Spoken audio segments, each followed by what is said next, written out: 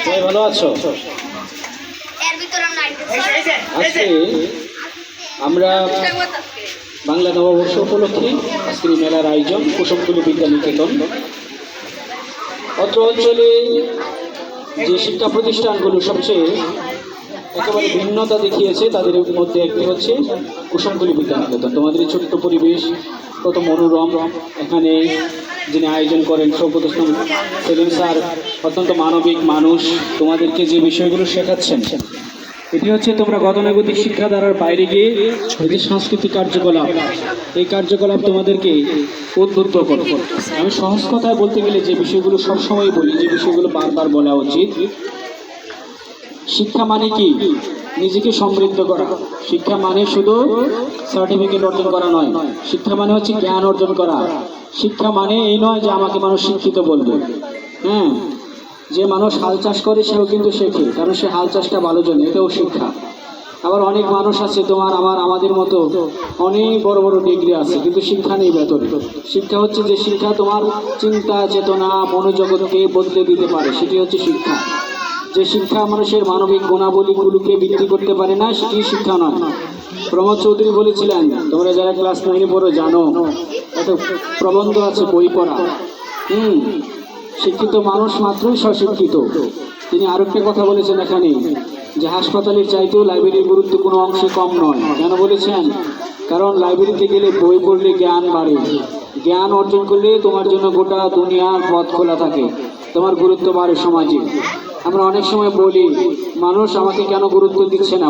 মানুষকে গুরুত্ব দেয় তার কাজের মধ্য দিয়ে। তোমার কর্ম যদি ভালো হয়, তোমার চিন্তা চেতনা যদি ভালো হয়, তুমি যদি ভালো ছাত্র হও, তোমার যদি স্বপ্ন অনেক সুন্দর থাকে, তোমার কাজ দ্বারা যদি সমাজ কিছুটা হলে প্রভাবিত হয়, তখনই কিন্তু মানুষ তোমাকে গুরুত্ব দেবে, মানুষ তখন তোমাকে ভালোবাসবে। এই যে আমরা এখানে আসতে যারা এলাম, তারা কেন এসেছি? তোমাদের একজন স্যার আছে, তিনি গরিব মানুষ, তিনি জানেন যে কাদেরকে গুরুত্ব দিতে হবে। তিনি গুরুত্ব দিয়েছেন বলে আমরা এখানে আসতে পেরেছি, তাই না? অতএব তোমাকে নিজেকে গুরুত্বপূর্ণ মানুষ হিসেবে তৈরি করতে হবে। প্রমোদ চৌধুরী আরো বলেছেন যে পাশ করার শিক্ষিত হওয়া এক নয়, তাই না? আমাদের চিন্তাটা থাকতে হবে আমরা শিক্ষিত হব। শিক্ষিত হলে তোমার সব কিছু অর্জন হবে দুনিয়াতে। আর তুমি পাশ করলে তোমার কিছু হতেও পারে, নাও হতে পারে।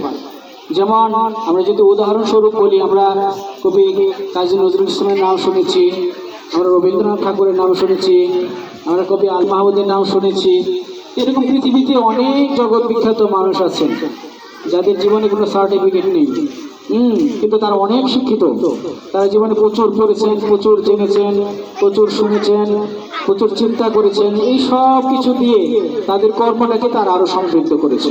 এই জন্যই মূলত তারা গুণী মানুষ। এই জন্য তাদেরকে নিয়ে তাদেরকে আমরা পড়ি, তাদের থেকে আমরা শিক্ষা গ্রহণ করি, তাই না? এই জন্য প্রথম চিন্তাটা থাকতে হবে আমি শিখবো। তুমি পরীক্ষা দিলে তুমি সিলেবাস পড়লে পাস করতে পারবে, কিন্তু তোমার শিক্ষিত হওয়ার জন্য তোমার অনেক বেশি পড়তে হবে। গোটা দুনিয়ার সব বিষয়ে জানতে হবে, ইতিহাস, অর্থনীতি, পুরুষ, ভূগোলনীতি, রাষ্ট্র কিভাবে চলে, আমাদের ধর্মীয় বিধান কি, রাষ্ট্রীয় বিধান কি, মানুষ হিসেবে আমার মানবিক দায়িত্ব কি, আমার গুণাবলী কি থাকা উচিত। শিক্ষারা একটা কথা বলেছিলেন যে কোনো পরিস্থিতিতে তোমাকে প্রোঅ্যাক্টিভ অ্যাটিটিউড থাকতে হবে। সেটা কি আমি তোমাদের সংক্ষেপে বলি, খুব ছোট্ট করে শিখেছিলাম। জীবনের মানবিক গুণাবলী এক লাইনে কিভাবে তৈরি হয়েছে। যে কোনো পরিস্থিতিতে, যে কোনো পরিবেশে ধৈর্য সহকারে বিবেচনা বুদ্ধির সাথে পরিস্থিতিকে নিয়ন্ত্রণ করার ক্ষমতাকে বলে প্রোঅ্যাক্টিভ অ্যাটিটিউড। এইটুকু গুণাবলী যদি তোমার মাঝে অর্জন হয়, তাহলে তুমি অনেক দূরে এগিয়ে যেতে পারবে। তাহলে এইটুকু গুণাবলী কীভাবে অর্জন হবে? তোমার দৃঢ় মনোবল থাকতে হবে, পড়াশোনায় মনোযোগ থাকতে হবে। শিক্ষার একটা কথা বলেছিলেন, যে মানুষ জানে সে কোথায় যাচ্ছে, সারা দুনিয়া তার পথ ছেড়ে দেয়। মানে এই কথার অর্থ হলো, তুমি যদি জানো তুমি কোথায় যাচ্ছ, তোমার স্বপ্ন কি, তুমি কি হতে চাও, তাহলে দুনিয়ার কোনো বাধা তোমাকে আটকাতে পারবে না।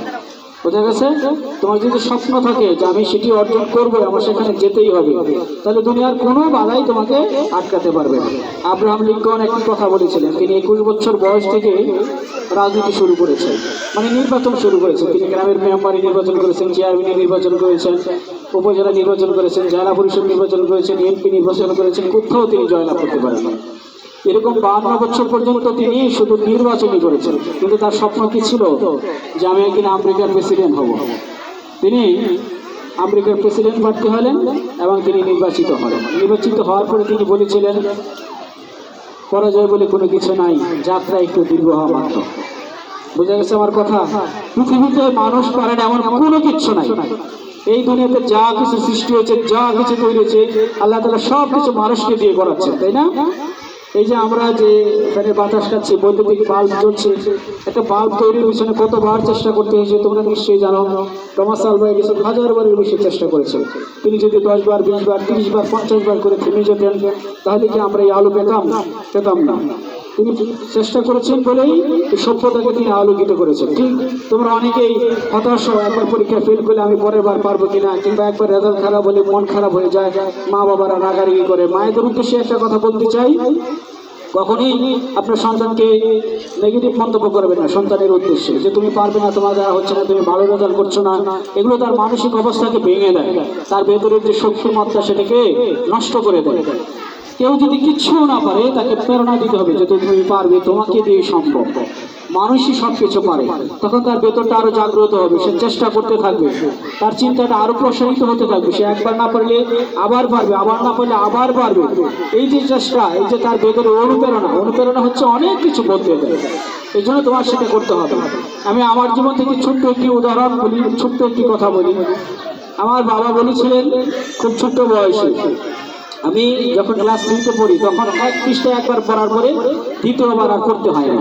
এটা আমি আমার প্রশংসা করছি না, আমার শিক্ষকরা বলেছেন, আমার বাবাও বলেছেন। এখনো আমি যদি এক পৃষ্ঠা পড়ি, এটি দ্বিতীয়বার আর পড়ার প্রয়োজন পড়ে না, কারণ আমার ব্রেন সেটাকে ধারণ করে সহজেই, আবার আমি আমার মতো করে সেটা বলতে পারি।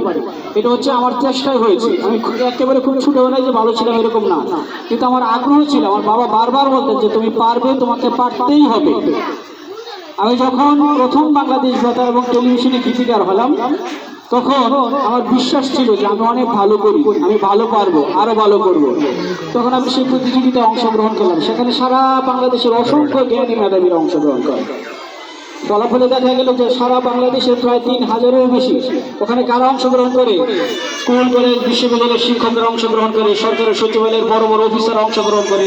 সেই প্রতিযোগিতায় আমি গোটা বাংলাদেশে প্রথম হয়েছিল। সেটা কিভাবে হয়েছিল? কারণ আমার ইচ্ছা ছিল, বিশ্বাস ছিল যে আমি পারবো, আমাকে পারতেই হবে।